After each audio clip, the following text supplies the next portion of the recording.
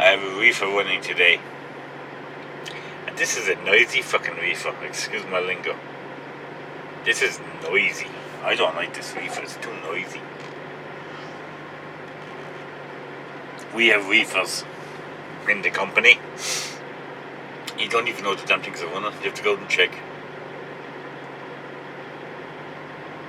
This thing is bellowing like mad. It's like the silencer's gone in it. It's deafening. You go fucking deaf with this thing. And then you'll be there with more of them and you're going, is my reefer running? Are you sure my reefer's running? Of course it's running, you dumbass! Come on.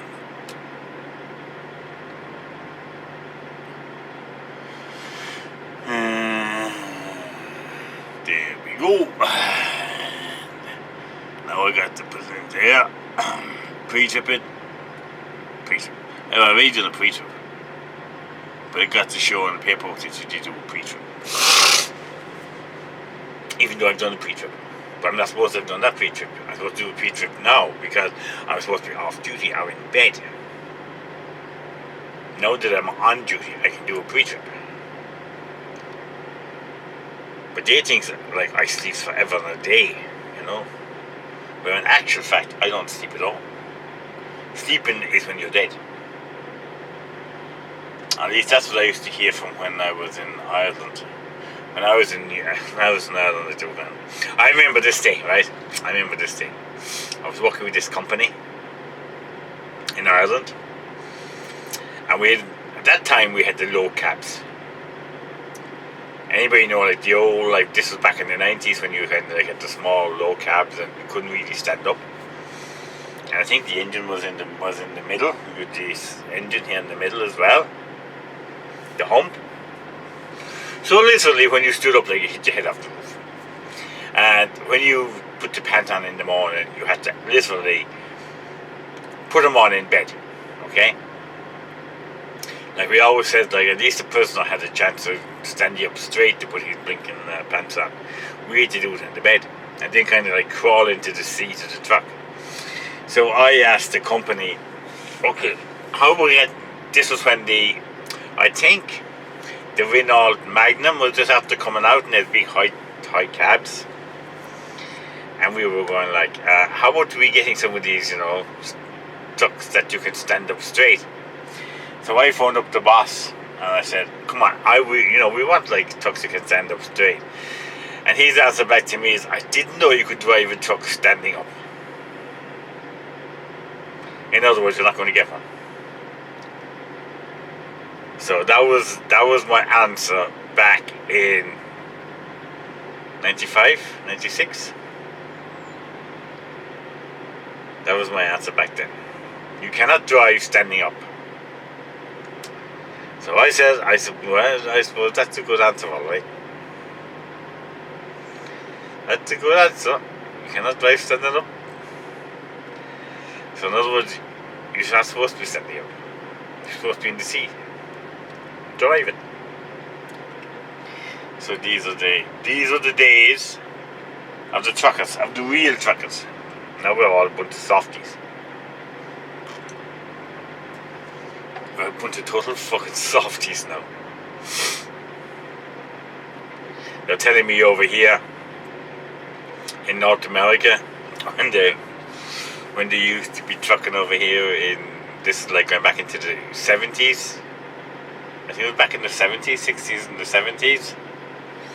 They used to have the bed under the trailer. That's where they used to sleep, was under the fucking trailer. They had kind of like a bed perched under the trailer. So you'd have to kind of slide in under the trailer into your bed. That was where your bed was. That was a great place to have your fucking bed, wasn't it? But that's where they used to put the bed. And before that, when you go back into like even further back, they didn't even have a cab on your truck over the driver. He was out in the open. They really was like back in the Western times, like, you know, the Wild West. At the time when the guys in the olden times were driving their horses in the rain, you could drive in the rain. But that was the whole thing back then, you know. That's when drivers were drivers, and I was going to say women were happy, but I better not. That might be racist or sexist or whatever. But now we have to have heaters and night heaters and day heaters and fucking beds and microwaves, and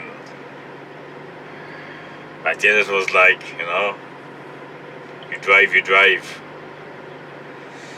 Engine retarders, engine brakes, everything in fucking trucks.